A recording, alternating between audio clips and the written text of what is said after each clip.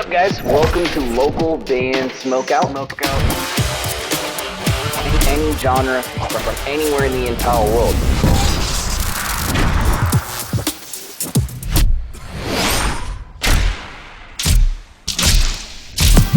I want to hear your music. Yeah, we're looking good. Ladies and gentlemen, Michael Vampires everywhere! Hell yeah! Let's go!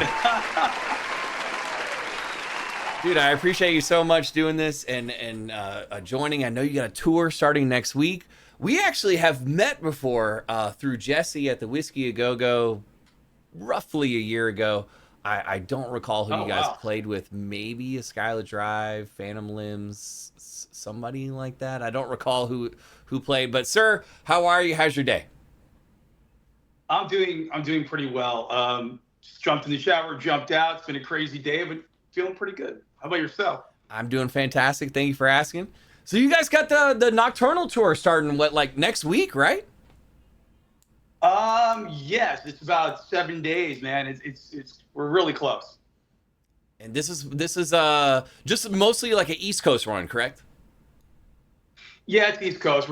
It's basically the furthest we're going down is Orlando, then going all the way up to New York City. What's like a tour necessity that isn't the common like man wipes kind of thing that you have to bring on every run that you do?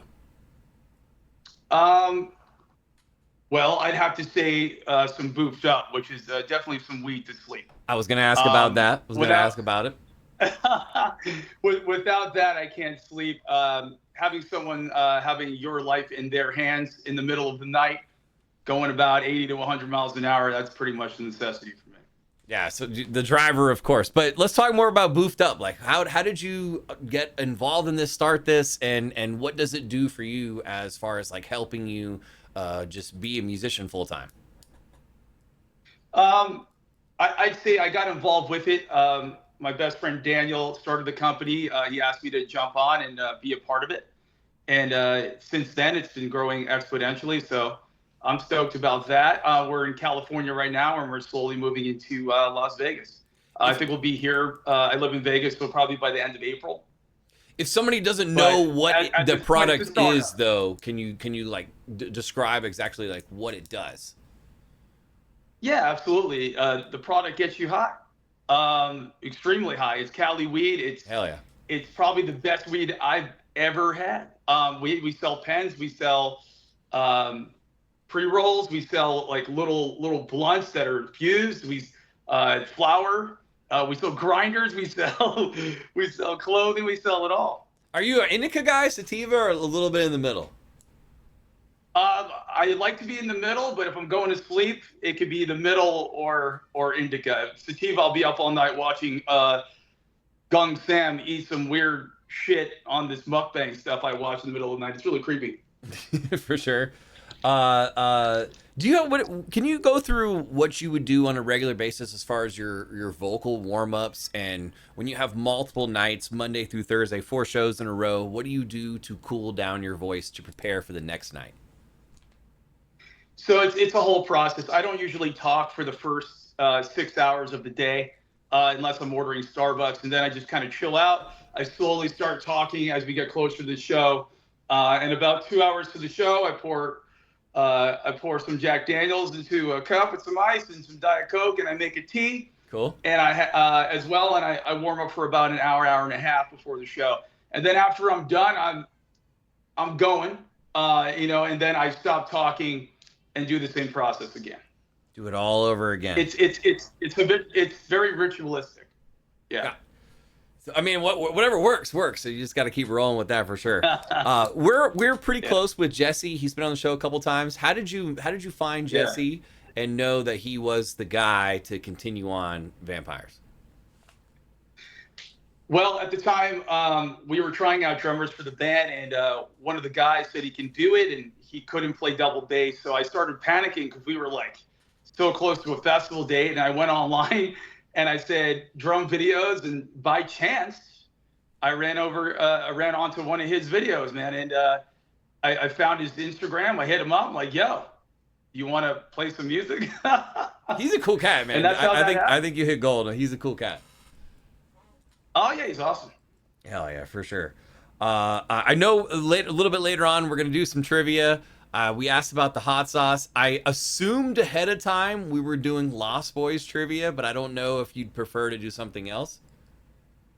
Lost Boys trivia is totally fine because if you could stump me on this, this would be good. Plus, I have Carolina Reaper sauce here for you. Oh, you got some hot shit. And a little Okay. shot glass. Okay. So let me get something hotter because I don't. Sometimes when I ask guests to do this, that they're like, I got some Tabasco, whatever. But let me get something hotter so I can. All right, I'm gonna go Tabanero XXX, which has it's got the Haluka Scorpion, Carolina Reaper, bunch of other shit, and it's gonna suck. But all right, I know that you know your Lost Boy shit, so. We'll get there though. I don't know, man. I feel like you looked something up that's gonna absolutely stun me at this point. It's my job. But how did you know that that Dark Kingdom was gonna be a good fit for the band? Well, I started it myself, so it was definitely a good fit. I think I've been releasing music on that for myself for quite some time. I discovered Point North, if you've heard of that band, a long time ago. I signed them. I had a couple other cool little bands on there, but once we parted ways with Victory and Cleopatra, I started putting stuff out on my own label. I don't know if that's going to continue on, but that's how that came to be. Yeah, I guess to rephrase, because you guys probably had offers, but to reword the question, like you knew that you just wanted to be independent and go, you wanted to be in the head honcho and control of this particular release. I think it was one of those things after being under such control. It was cool to say, hey, I want to put this song and video out, I don't know, 2 months from now or a month from now and not have to go through a slew of people to see if that'd be all right. So it was a nice little break from doing that for sure. Gotcha. When you're on the road, what is your favorite food to eat? And simultaneously, this is your least favorite food item of all time. Oh man, it's one thing. I mean, it's the best and the worst. It's that Love's hot dog with the cheddar cheese inside of it. And then I don't eat any buns, so I get 2 of these things. I put all sorts of peppers on them, and mustard and ketchup and all sorts of shit. And then I'll eat that, and then I will get insanely sick. It's like clockwork, but I have to eat it. I don't know what the draw is at that time. It's just, but no buns, just the dog with all the peppers and fixins. Oh man, I gotta watch my weight, man. I feel you. I gotta watch the weight, but yeah, I love them. I love them, but they're just torture. In spirit of the devil made you do it, what is the worst thing that you ever did as a kid that got you in trouble? Oh my God, there's just so many. I mean, if you're talking about a small little kid, it was definitely me taking a crap in the middle of a clothing store in the middle of the racks of the clothing. How old were you? That definitely didn't go over. I'm like 16. No, it was like, I don't know, it was like 4. Okay, 16. Damn. You want older? You want older? It starts getting weird as I get older, man. I'm a little cuckoo. I'll take the taking a shit in an aisle at 4 years old. Take that one. All right, it's time to see if we can stump you regarding some of this hot sauce on Lost Boys. Now I looked this up ahead of time. I knew that you're gonna bring the A game on this, so I'm gonna try and stump you. Whether you get it right or wrong, I'm doing the hot sauce. But I want to know if you can tell me what comic book is Sam looking for when he first meets the Frog Brothers? Oh my God. Oh my God. I thought it was a Batman comic, but I don't got that right. It is a Batman, but it is a specific number. It's like Batman number 4 or some crazy thing like that. I'm going to have to take this shot. You are close, but it is Batman number 14. You put it on your tongue? Or yeah, just do a little quick swing. Little quick swing. Oh, it's gonna suck. It's gonna suck. I'm about to sweat profusely. While you're suffering, Michael, tell me the most important song you've ever written in your career and why. Most important song I've ever written. Oh my God. Well, it'd have to be Immortal Love. It's a song that got me discovered. You know, they found me actually. in 2009 on Metal Sucks. And they were just reaming into my band, calling me Twilight Core, saying all sorts of stuff like that. But literally 2 months later, I was signed to Century Media. So thank you, Metal Sucks. But that was the most prolific thing, at least for this band, that I put out. Obviously, we've transcended since then, but it's important. I am dying. Yeah, I am dying from that. It's hot. It's hot. So we'll save the second trivia question for a little bit. But dude, Antichrist is so good. I feel like it's one of the better records in your guys' career. Although I enjoy a ton of your music, beyond Devil, can we kind of expect that direction? And simultaneously, what is your guys' writing process as far as when it's time to work on new music? How do you go through the hurdles of that? No, I appreciate that. First off, if I have a list right now, it's definitely this Reaper Sauce. But that song for me was very important because it was about myself being in the music industry for 24 years. And I said a lot of important stuff that I was feeling at the time. So I'm really stoked you said you like that. That is a direction we will be going, as long as, as well as the stuff I did with the song Ghost and Cry Little Sister. That sort of tone is, I've been writing with Paul from Aston Alexandria, as a newer member. And our synergy is, I tell him this is what I'm looking for. He creates it musically. I tell him this, I tell him that. We go back and forth. He sends it to me. I write the lyrics and the melody. I go record that. I send it back to him. He mixes and masters it. So it's kind of very in-house. Very in-house. And then the band has to just learn how to play that on the fly and or give their like two licks of slightly changing things for the live show. Yeah, I mean, with my members, and they're fantastic. Jesse being one of them, Brandon, Ghost. I mean, these guys are excellent musicians. We usually only practice or have 2 rehearsals before a tour, so they're ready to go. I mean, they're doing it at home, learning by ear, and then we just throw them on the metronome and the live tracks, and they're right in the mix, man. So professionals, I'm telling you, professionals. Yep. Do you have any advice for? Let's say somebody sees this interview in the future and they're like, man, I want to do what Mike does. I want to do what Michael does, man. What's an advice or advice or a mistake you made early on in your career that you don't want this up and coming local band to make? Oh, I would say try to be as personable as you possibly can and humble. As you're going up, just know that where you are at this time is where you are at this time. Even though you're trying to achieve great things, just be happy for where you are and take each step with the most meticulous stride, if you will. Instead of trying to rush through something and trying to get to the higher echelon quick, it'd be better that you're super meticulous about what you're putting out, how you're looking, how you pervade, what you're writing about. It's very important that doing those steps, because people really do notice, and it makes you a true musician and artist that way. What was it like working with Chris Motionless back in the day? Working with, I mean, I've done a lot of collaborations with him on stage for the song America we did, but basically when I did the song America, he sent the song over to me.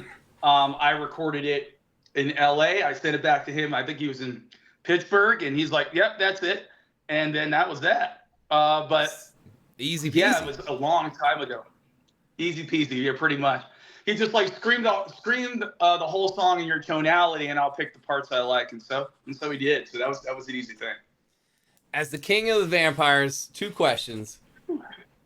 Best underrated vampire movie we may be sleeping on, and the worst vampire movie that you went into it like, this shit's gonna be awesome, and you just walked out halfway through. You're like, it's terrible. I think this isn't a movie, but it's more of like a TV thing they had out recently. The new Salem's Lot that they just put out is phenomenal. If you've watched the old one, it's kind of in the same vein where they have a couple of episodes to it. I think it actually might be a collective episode, but it is the realest thing. In a lot of movies, you're like, why would you do that? I mean, you wouldn't say that. No, they're just doing and saying what you exactly would do in that movie, and it made it very easy to watch and believable. Okay. That was pretty phenomenal. The worst that I've seen so far. There's been But so worse, many like bad ones. worse in the like you thought it was going to be dope and it just absolutely wasn't. Voyage of the Demeter. That was another vampire movie. I mean, it could have had the vampire in it. I thought for sure maybe instead of the Jaws type of thing they did with it, it could have been a little bit more romantic, if you will, with the character. So I thought that was kind of horrible. Not for hot sauce, but Not for hot sauce. Not for hot sauce. Let's try one more trivia. Who is the sexy picture of behind Sam's closet door? Oh my God. I'll give you a hint. There's two, and one of them is Molly Ringwald, but I'm looking for the other one. There's no way you're gonna stump me on that. That's too good. You picked some good stuff out. I have no idea. It's actually Rob Lowe. Is it Rob Lowe? It's Rob Lowe. He's I knew it was a dude, but I don't know who I was thinking who it might be. Yeah, it's like a quick That's shot. Good. I do like Rob Lowe. It's a quick shot right there. On the run that you started in 7 days, is there a particular city that you haven't played that you're kind of like a little more excited to play this show?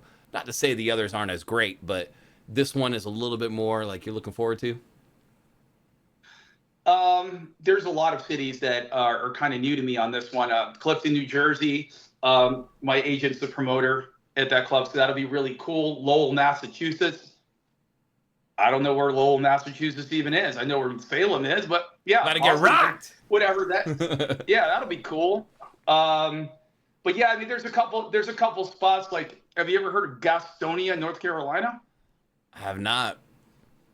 Yeah, that makes two of us. Sounds like it's out of a Dr. Seuss book, but that exists, and it's that's kind of near Charlotte. So I'm kind of curious about some of these cities that I've never been to or heard their names before. So, and some of these places are becoming scene hubs, but we've never kind of rolled through there. So this will be an interesting little voyage. Sounds fun. It's a little adventure. It's an adventure. Exactly. Who made you want to be a vocalist when you were young? Like, who made you want to pick up a microphone? Or I don't know if that was the first thing you picked up. Maybe it was a guitar, but just made you want to be a musician in general. Oh wow, I was obsessed with like early punk music. I used to watch a lot of MTV and stuff on there like Soundgarden and The Offspring and all that kind of stuff. I ended up picking up a guitar and totally not knowing what I'm doing with that. And then later on, I became a bass player. I got pretty good at that, and I toured around a lot doing that. And then what made me a vocalist was every vocalist I had to deal with as the bass player.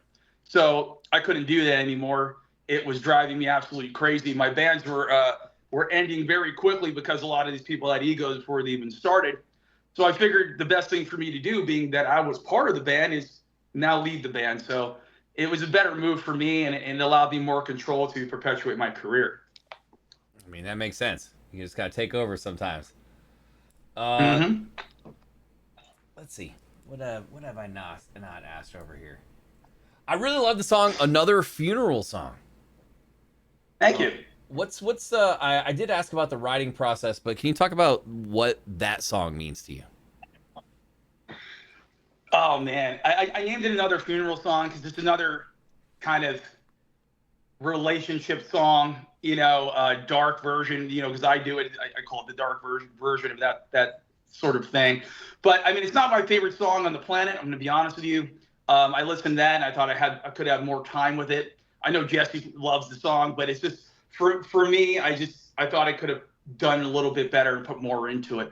But I mean, that Another Funeral Song, kind of what it is for me. It's another relationship song that I had to go through. And I always speak truth, by the way. Everything comes from my past shit. So this has been fun, man. I appreciate you giving me 20, 25 minutes or so to chat. I wish you guys nothing but success, safe travels on the road for the Nocturnal Tour, which starts next week. And have fun in all the new cities on the adventure. But if there's anything you wanna throw out, last final plugs, promotes, floor is yours. I appreciate that. I think that if you're in the East Coast area from March 13th to March 30th and you want to see us play live, a lot of fans have been asking us in those areas. please come to my city. Well, we will be in your city. So if you hit me up a day later or a week later and you ask me why I'm not in your city, you know now I am telling you. He said it. See you on the Nocturnal Tour. He said it. Ladies and gentlemen, Michael Vampire. Vampires everywhere! Hell yeah! Thank you, brother. I appreciate you. God bless and stay safe. Thank you. You too. Cheers.